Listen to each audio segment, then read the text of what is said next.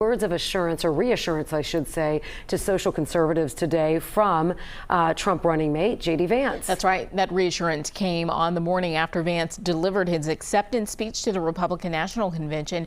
WLWT News 5 John London, he's here to give us a look at what Vance said and why, John. Well, the Trump-Vance team does not want any erosion on its right flank. That's one of the reasons why he spoke this morning, taking that step to prevent that, noting that rumblings in recent weeks about a perceived softening of the party's position on abortion have surfaced. Vance spoke to the Faith and Freedom Coalition, a conservative political advocacy group, telling them any talk of putting them at arm's length is simply not true, that in a second Trump administration they would always have a seat at the table.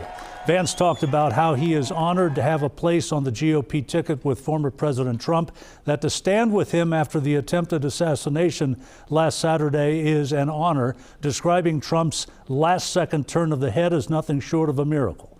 Abortion opponents have not done well at the ballot box in 7 states the past couple of years, so they look to Trump and Vance to help change that dynamic in the immediate years ahead. Vance didn't use the word patience, but it seemed inherent in what the senator told them a few hours ago.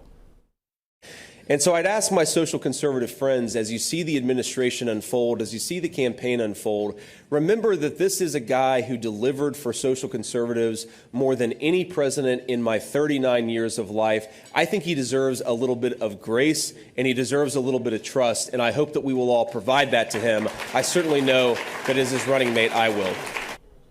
Vance gets a warm reception in conservative circles last week at the National Conservatism Conference in D.C., this morning at the Faith and Freedom Coalition in Milwaukee. John London, WLWT News 5. All right, John, thanks so much.